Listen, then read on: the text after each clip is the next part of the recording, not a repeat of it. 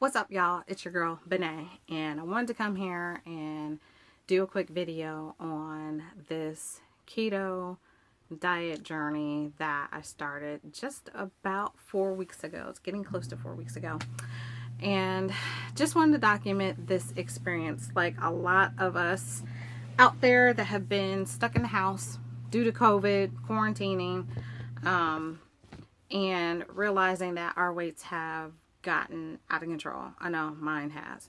So I did a lot of research. I spent a lot of time looking at the keto diet and figuring out how I was going to go about doing this. I decided to go ahead and start my journey back in July. So I figure why not go ahead and document it. So this is my keto journey.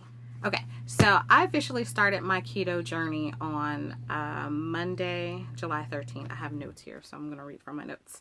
Monday, July 13th.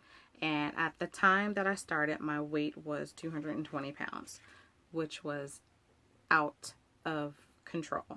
So what I ate during my first week was, for breakfast, I had to cut off my daily routine of eating oatmeal or double smoked bacon and cheddar sandwiches from Starbucks and totally replace that with eating 2 scrambled eggs with cheese and bacon crumbles, along with some mixed peppers, some red peppers, green peppers, and a little bit of onions. And I would make that every morning when I would wake up. On occasionally, I might have some regular strips of bacon or sausage patties. And then I also have my coffee with collagen and MCT oil. There's a brand of keto collagen that I mix. It's called Orgain. I mix that in with my coffee, and it is so good. That is a perfect replacement for coffee creamer, and I actually look forward to my coffee every day when I mix it with that collagen and MCT oil.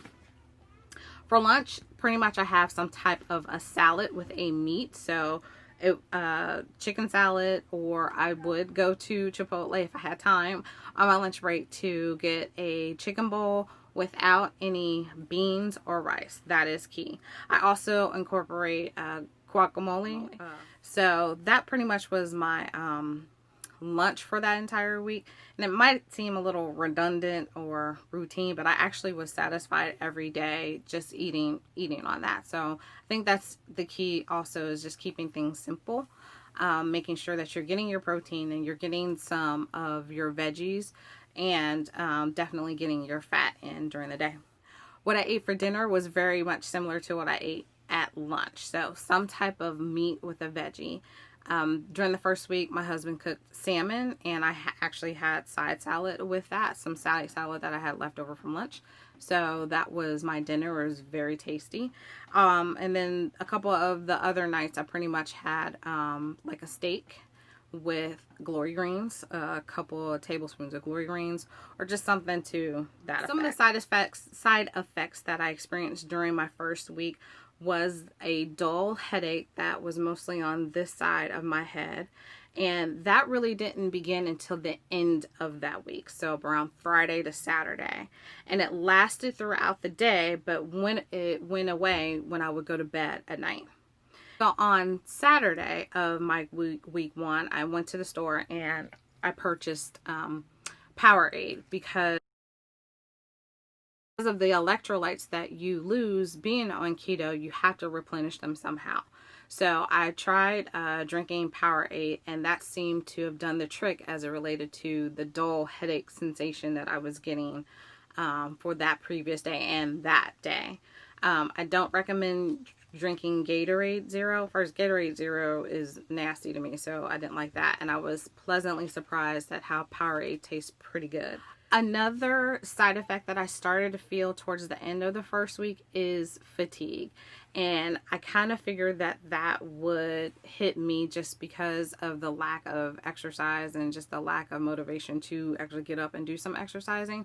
But the difference with this fatigue is definitely where you don't have the energy to do much of nothing. And I believe that's because your body is now starting to switch over from burning carbs to now trying to start burning fat. So I did start feeling the fatigue probably around Saturday going into Sunday, so around days 5 and 6 during my first week on keto. So week 2 on keto was pretty much the same as week 1. Definitely was still highly motivated in doing this diet.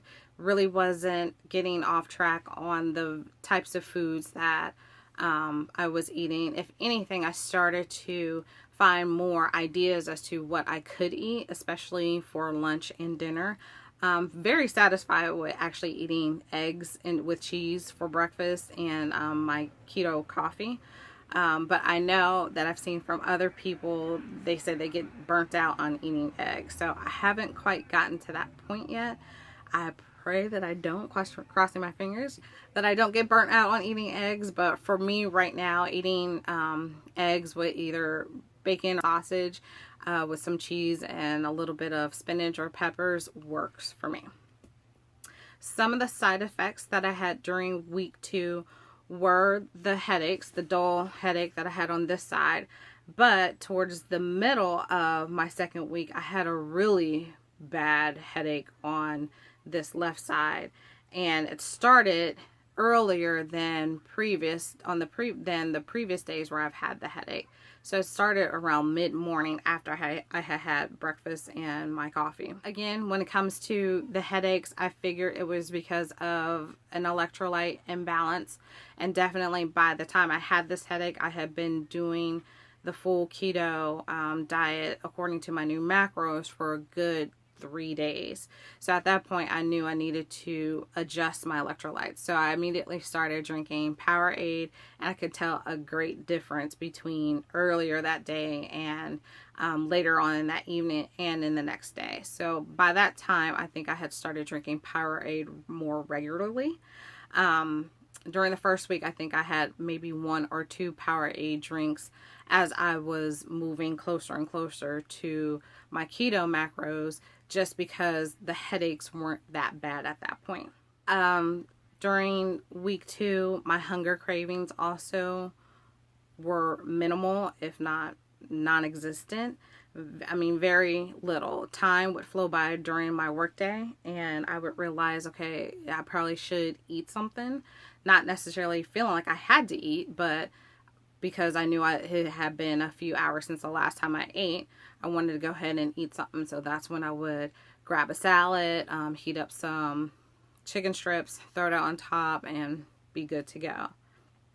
Definitely during week 2, my water intake increased. I started feeling like I needed to drink more water. So what I did was week 3, which I'll go into that in a different video, I ended up buying this water bottle from Target, and this water bottle goes up to 40 ounces.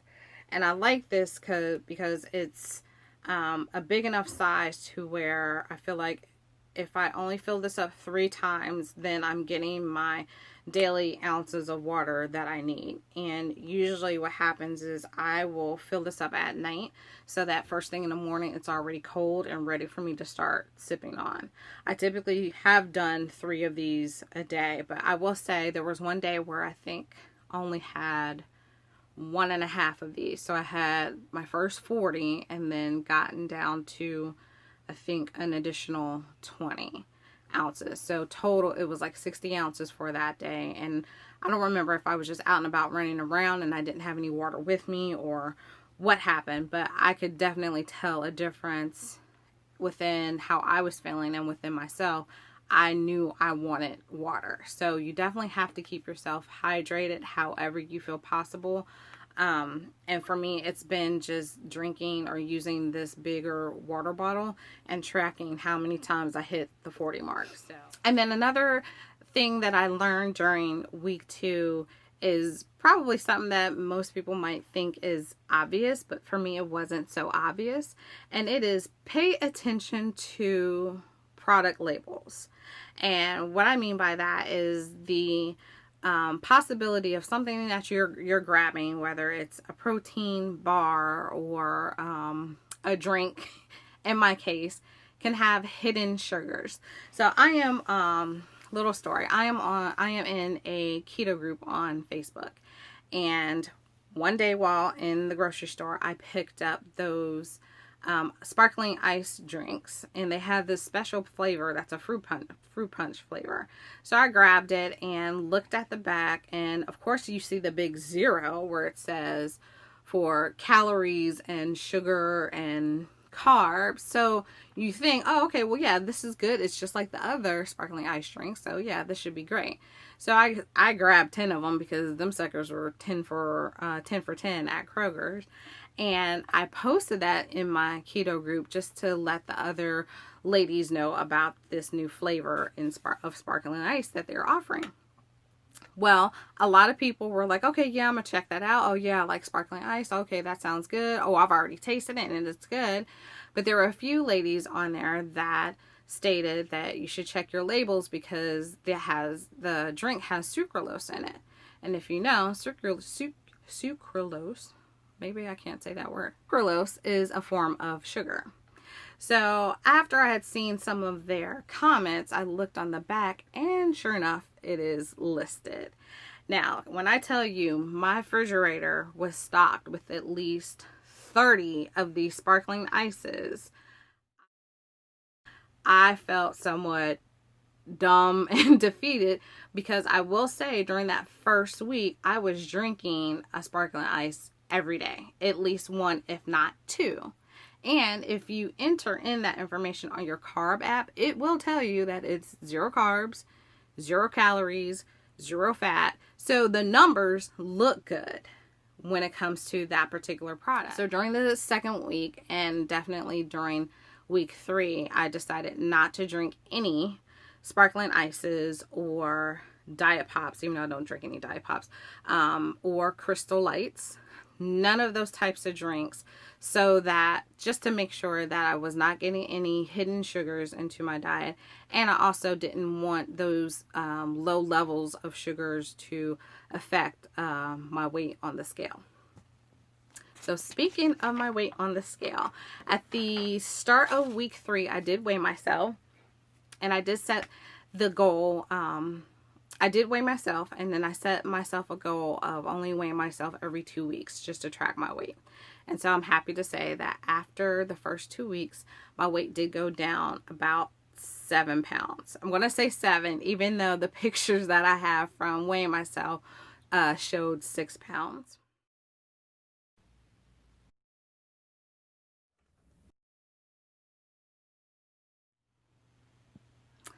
Alright guys, that's all for this video. Definitely let me know in the comment section if you all have had some of the same experiences that I have during these first 2 weeks, or if there's something that I need to know that's upcoming in the next couple of weeks as I go through this experience. Let me know in the comments as well. Thanks for watching this video. Don't forget to hit the like button and the subscribe button and click that notification bell just so you are made aware the next time I upload my next video.